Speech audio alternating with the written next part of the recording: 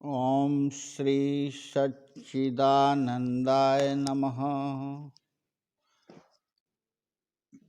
एक व्यक्ति ने सत्संग में सवाल किया कि भक्ति कितने प्रकार की होती है, भक्ति और ज्ञान में क्या अंतर है। एक सेवक ने कहा कि विस्तार से भक्ति का वर्णन बहुत पुस्तकों में आया है। सूक्ष्म रीति से जो हमने समझा वह यह है कि पहले यह जानना चाहिए कि भगवान या भगवन किसको मानते हैं।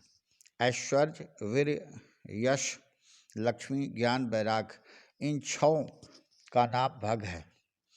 जिस मनुष्य में यह पूर्ण हो अथवा उत्पत्ति, नाश, गति, अगति, विद्या, अविद्या, इन छहों को जानता हो, वह पुरुष हो तो भगवान या भगवन और स्त्री हो तो भगवती माने जाते हैं। इस भगवान की त्रिगुण माया से सब संसार की रचना हुई है।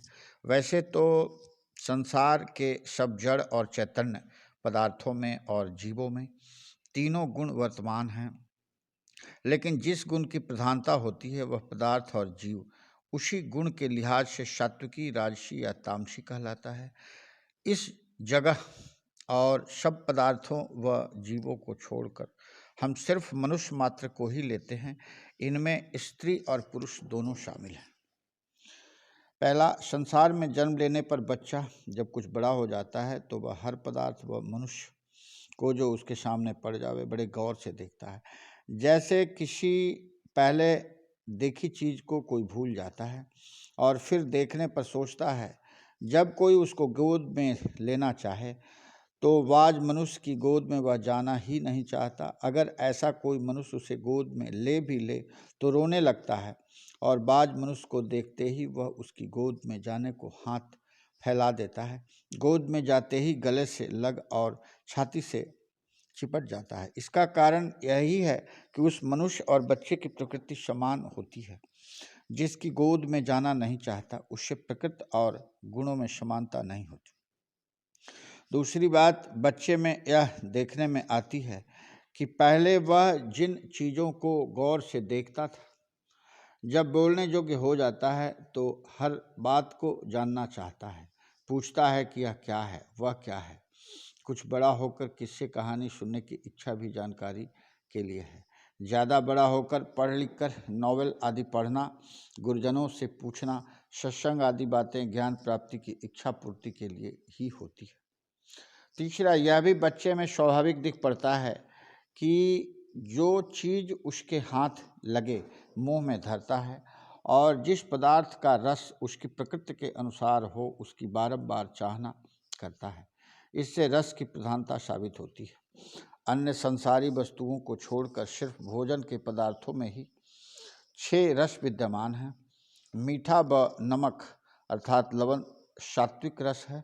खट्टा व चिरपरा राजसी रस माने गए हैं। कड़वा व कशैला तामसी रस हैं। संसार में सबसे ऊपर विषय रस है। जब मनुष्य जवान हो जाता है तो संसारी लोगों को शारीरिक व मानसिक दुख, सुख, कामना, भय, प्रीति, रोग आदि व्यापने लगते हैं। तब माता पिता, बड़े बूढ़े, हकीम, वैद्य आदि से सलाह व सहायता लेता है। जब ऐसे दुख, भय व क्लेश व्यापते हैं या ऐसे पदार्थों की कामना होती है जिनमें संसारी जीव उसकी कुछ सहायता नहीं कर सकते, तो वे लोग उसका चित्त भगवान की तरफ आकर्षित कराते हैं। अर्थात जिज्ञासु का अपने ही स्वभाव से चित्त भय, दुख आदि से छूटने का इच्छुक होता है तो वह श्रद्धा से भगवान की तरफ सन्मुख होता है।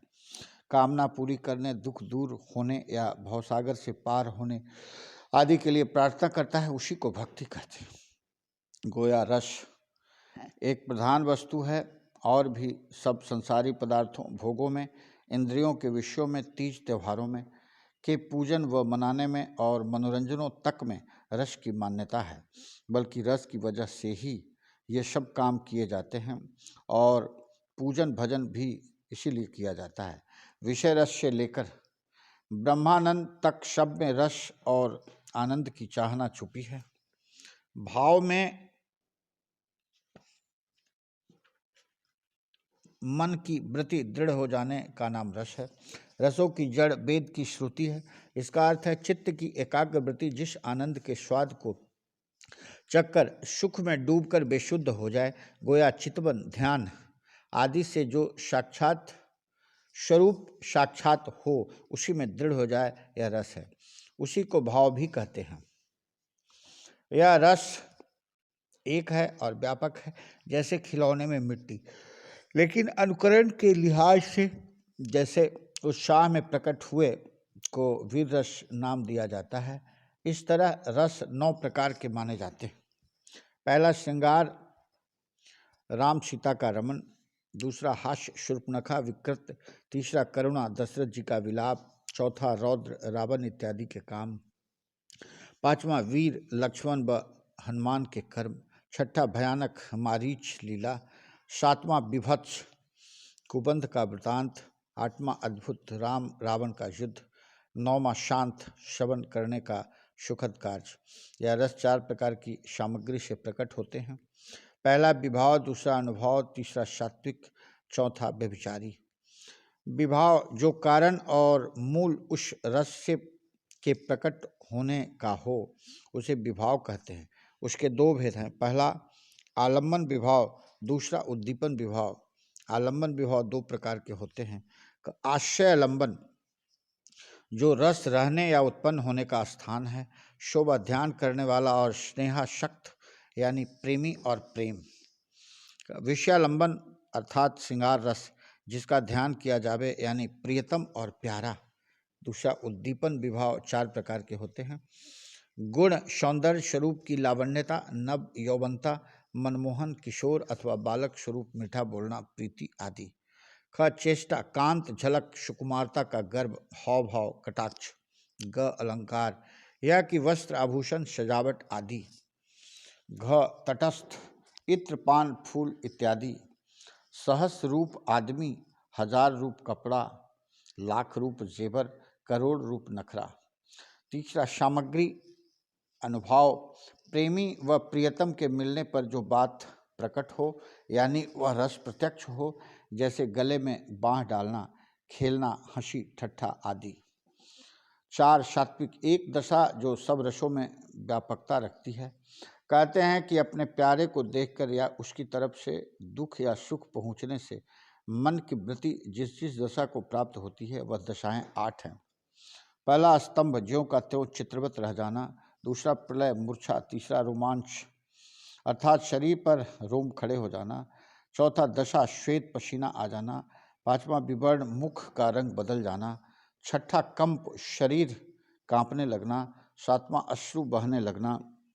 8 स्वरभंग, आवाज़ बदल जाना। पांचवा व्यभिचारी, जो दशा ऐसी हो कि एक रस में तो व्यापक हो और दूसरे में व्यापक न हो, तथा जो दशा रसों के दृढ़ होने से पीछे या पहले प्रकट होकर फिर जाती रहे। यह दशाएं 33 हैं और सब रसों में उनकी व्यापकता बराबर नहीं। पहला निर्वेद, प्रियतम का वियोग या दूसरे के साथ उसका प्रेम या कोई विपरीत बात समझ लेने का दुख। दूसरा ग्लानि, बल घट जाना और उमंग का न रहना।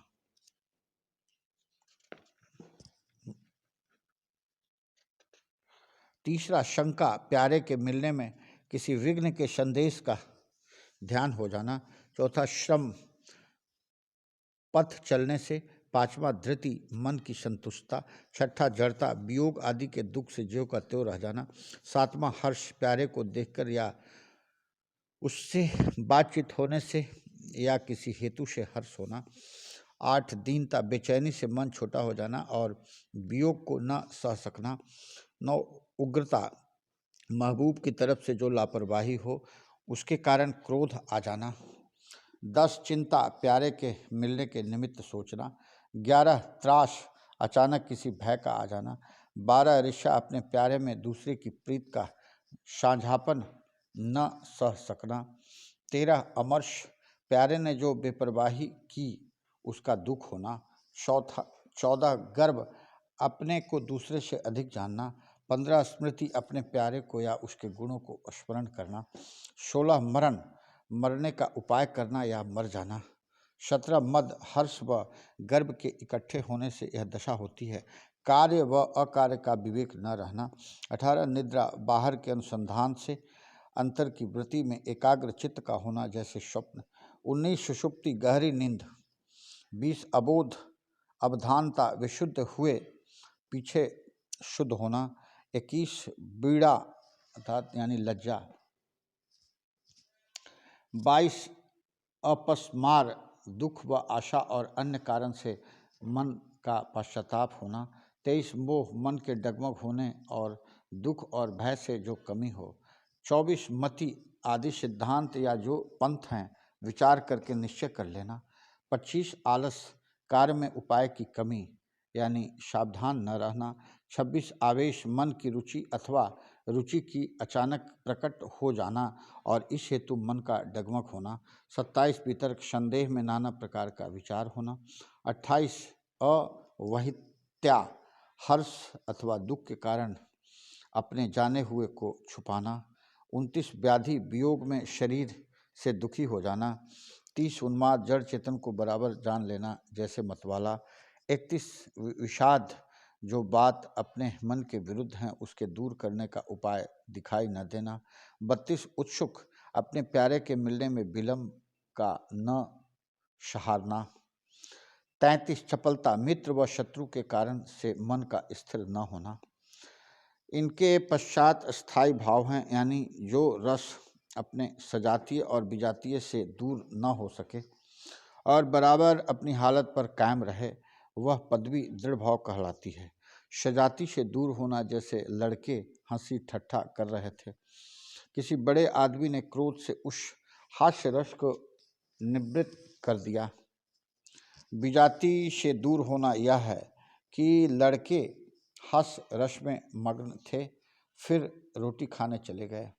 कर्म, शास्त्र की आज्ञा के अनुसार कर्म करना, जो कर्म त्यागने योग्य है उनको छोड़ना और भगवत आज्ञा के बंधन में रहना। यह जानना भी जरूरी है कि भक्ति क्या वस्तु है। भगवान में परम अनुराग होना शांडल्य सूत्र का लेख है। सा परा अनुरक्तिर ईश्वरे भक्ति, अर्थात ईश्वर में दृढ़ स्नेह होना। नारद भक्ति सूत्र, सा तस्मिन् परम प्रेम रूपा, परमेश्वर में परम प्रेम रूप। तीसरा, परमेश्वर विषयक अनुराग ही भक्ति है। चौथा, आनंद, भजन और ध्यान। पांचवा, मन और प्राण को भगवत में लगाना और भगवत ही का वर्णन करना। छठा, भगवान की प्रसन्नता ही भक्ति है। सातवां, मन वचन कर्म से भगवत सेवा ही भक्ति है। 8, भक्ति शब्द 3 अक्षरों से बना है। भ से भव अर्थात संसार के सब दुख दूर होना। क से कल्याण होना। त से तीव्र ज्ञान होना। 9, भक्ति के 10 रूप माने गए हैं। भगवान में प्रेम अनुराग। ब, नदी के प्रवाह व तेल की धार के समान भजन व ध्यान। श, भगवान को स्वामी और अपने को सेवक समझकर मन, वाणी व कर्म से सेवा करना। द, मन और प्राण को भगवान में लगाना। क, भगवान की प्रसन्नता चाहना। क, शास्त्र की आज्ञानुसार कर्म करना और निषेध कर्मों को त्यागना। ग, सात्विक भाव से जो ज्ञान शुद्ध हो वही भक्ति है। घ, जिस जिस भांति व रीति से भक्त भगवान को प्राप्त हुए वही भक्ति कहलाती है। च, उपासक की संपूर्ण अंतर व बाहर की वृत्ति मित्र शत्रु सुख दुख से अलग होकर वेद स्मृति पुराण आदि के अनुसार श्रवण कीर्तन पूजादिक में निष्काम रीति से व नरक का भय छोड़कर व स्वर्ग के सब सुख भोगों से उदासीन होकर भगवान में लगे रहना। 10, भाव के लिहाज से जिस प्रकार के भाव से भगवान की कोई शरण लेता है भगवान उसी भाव से उससे मिलते हैं। जिस रूप से भगवान को कोई भजता है उसी रूप से भगवान उसकी कामना व अर्थ पूरा करते हैं। 11, भक्ति के 2 प्रकार यह भी है। पहला, विहित, जिस प्रकार शास्त्र में लिखा है उसी प्रकार भक्ति हो। इसके 4 भेद हैं। अ, काम या चाहना से जैसे ध्रुव जी व गोपिकाओं की भक्ति। ब, शत्रुता से जैसे रावण की। श, भय से जैसे कंस की। द, स्नेह अर्थात केवल प्रीत से। दूसरा अविहित, जो अपने आप भगवान में प्रीति हो। इसके दो भेद हैं, अ ज्ञान गंगा, जो ज्ञान द्वारा मुक्ति दे, ब स्वतंत्र, जो भक्ति अपने आप मुक्ति देती है, ज्ञान इसका एक अंग है। 12 भक्ति के 3 प्रकार यह भी है। पहला उत्तम, ऐसा भक्त सबको भगवान मैं जानता है, श्या राम मैं सब जग जानी, करहूँ प्रणाम जोर जुग पाणी। दूसरा मध्यम, भगवान को अपना मित्र आदि करके भजता है। तीसरा प्राकृतिक, जिसमें भक्त भगवत मूर्ति आदि को ईश्वर जानता है पर भगवत भक्तों में प्रीत नहीं रखता। 13 गुणों के लिहाज से भक्ति 3 प्रकार की है। पहला सात्विक, जो बिना किसी अर्थ या कामना के हो, जैसे प्रहलाद जी को, लेकिन यह इच्छा रहित है कि जिस तरह मेरा ख्याल है उसी प्रकार काम हो जावे तो अच्छा है। दूसरा राजस, जिसमें कामना होवे, जैसे ध्रुव जी की भक्ति, इसमें मतलब पूरे होने का ख्याल रहता है। तीसरा तामस, जो भय या कष्ट निवारण के लिए की जाती है, जैसे इंद्र ने असुरों को मारने के लिए की। यह इच्छा भी होती है कि जो बात मैं कहूँ वही हो। इन 3 के अतिरिक्त आनंद या अनन्य भक्ति है, जिसमें भक्त अपने प्रियतम के स्वरूप के आनंद में मग्न रहता है। इसमें अपना व अपने विचारों और इच्छाओं का नाश हो जाता है।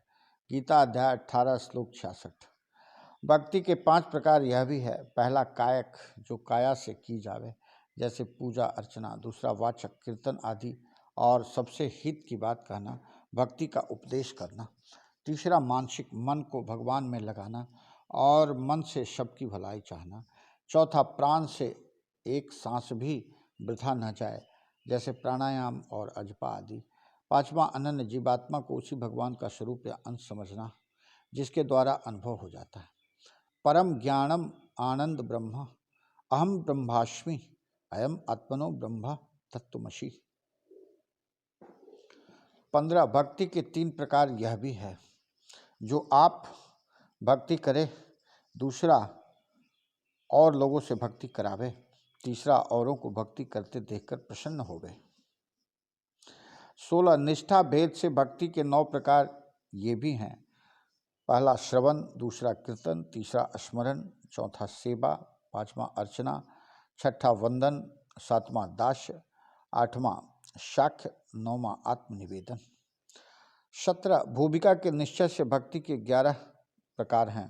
पहला सत्संग, दूसरा भक्तों की दया व प्रसन्नता के योग्य बन जाना, तीसरा शांत व दया आदि आचरण को जो भक्तों के हैं उनमें श्रद्धा व विश्वास करना, चौथा भगवत चरित्रों का श्रवण करना, पांचवा भगवत स्वरूप में प्रेम होना, छठा भगवान के और अपने स्वरूप का यथार्थ ज्ञान, इसी को अद्वैतवाद कहते हैं, सातवां भगवत स्वरूप में प्रेम की अधिकता, आठवां भगवान का प्रकाश हृदय में रात दिन बढ़ते रहना, 9 दया व निर्मलता आदि गुण जो भगवान में माने गए हैं वे गुण भक्त में आने लगे, 10 ईश्वरता, सर्वज्ञता, दयालुता आदि ईश्वरीय धर्म पूर्ण रूप से भक्त में आ जाएं, 11 भगवान में निश्चल प्रीति।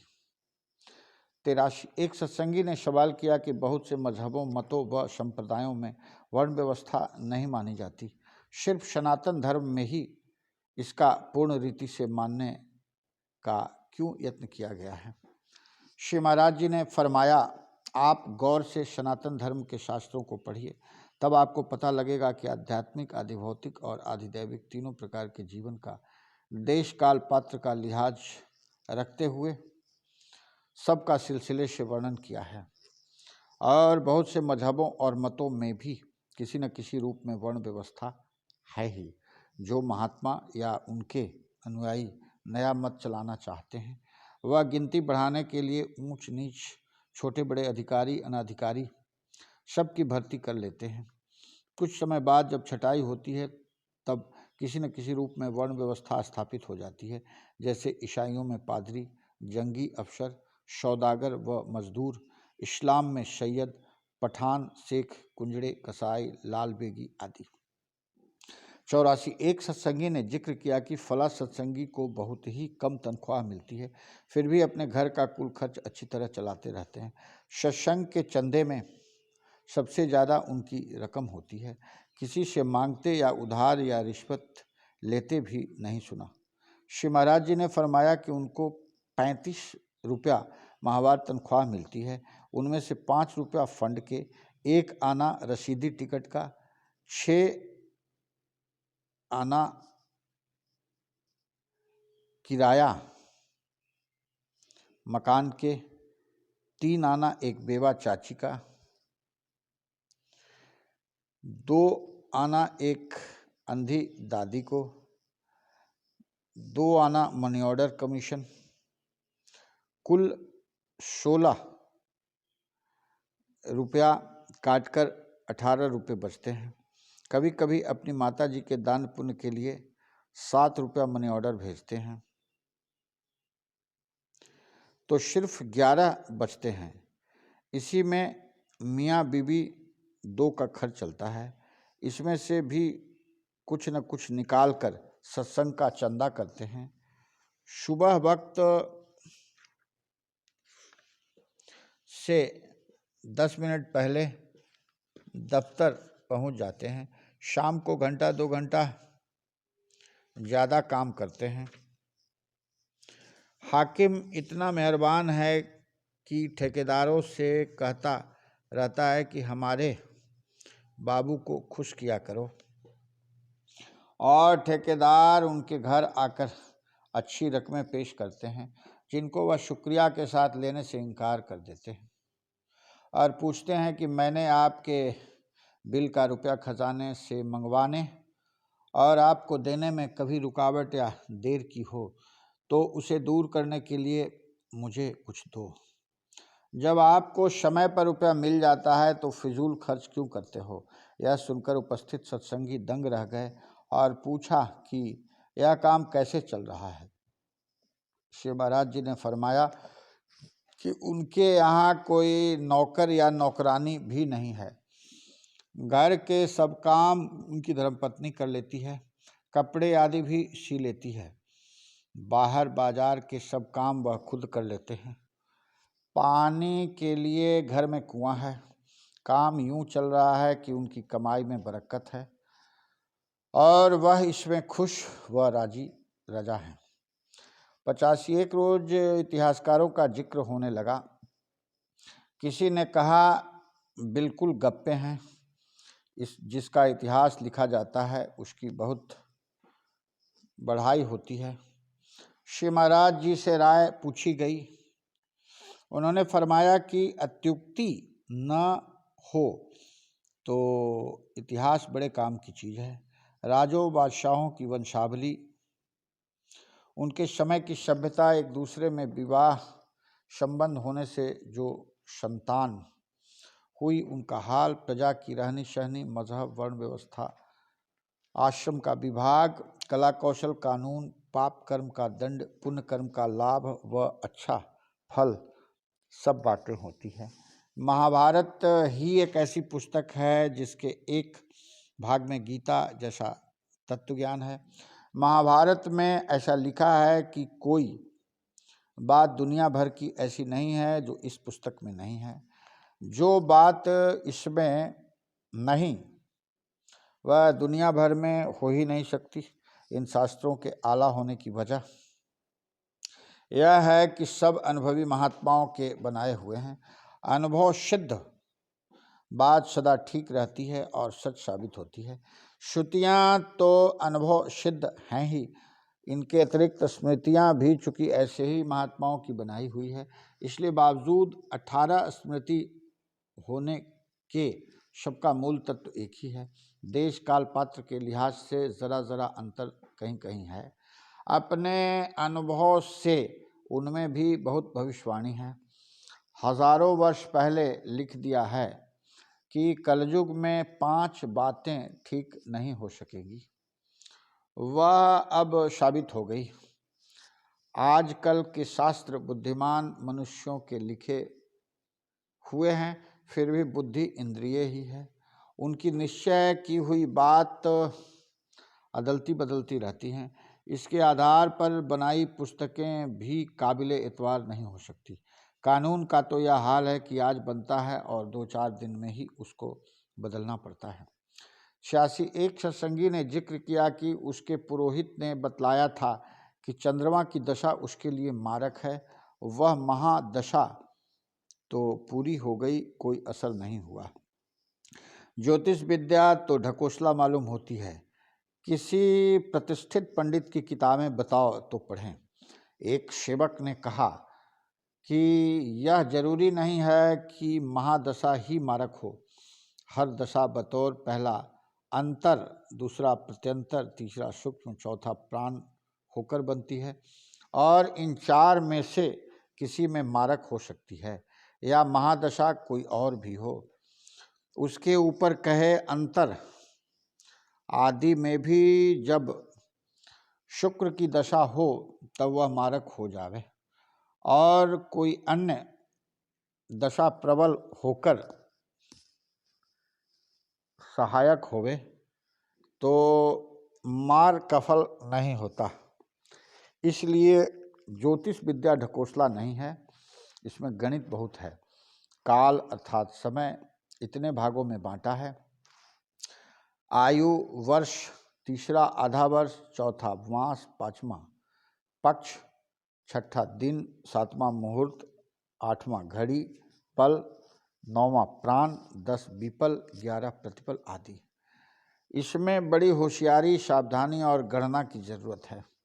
जन्म मरण, यज्ञ, बलिदान, पुण्य, होम आदि धार्मिक कर्म, नक्षत्रों का विचार और आकाश में उनके स्थान और स्थिति का ध्यान रखते हुए और वेद पुराणों के नियमों के अनुसार फल कहा जाता है। ज्योतिष विद्या भी वेद का अंग है। वर्तमान समय में जो शास्त्र ज्योतिष के हैं उनमें से मुख्य ग्रंथ उज्जैन के रहने वाले आदित्य दास ब्राह्मण के पुत्र पंडित बाराह मिहिर ने संग्रह किए थे। उनका जन्म 500 ईस्वी और शरीरांत 587 ईस्वी में हुआ था। उनके ग्रंथों में एक भाग खगोल विद्या या ज्योतिष पर है और 2 भाग फलित ज्योतिष पर। उसके पहले भाग का नाम पाणिका सिद्धांत यानी एस्ट्रोनॉमी पाणिका है। उस समय 5 सिद्धांत माने जाते थे: पौलिशा, रोमाका, वशिष्ठ, पैतामा और सूर्य। अब सिर्फ सूर्य सिद्धांत के असूलों पर काम चल रहा है। महीने ही 4 प्रकार से माने जाते हैं। पहला, पृथ्वी की चाल से, अर्थात जितने समय में पृथ्वी का एक चक्कर पूरा होता है। दूसरा, चंद्रमा की चाल से। तीसरा, सूर्य की चाल से। चौथा, शायन। अंग्रेजों में तो हिसाब पूरा करने को हर चौथे साल फरवरी का एक दिन बढ़ा देते हैं। बृहस्पति का 60 वर्ष का चक्र होता है। ज्योतिषी को मंद गति, तीव्र गति, उत्तरायण, दक्षिणायन, ग्रहों की वक्र गति आदि सब बातों का ज्ञान होना चाहिए।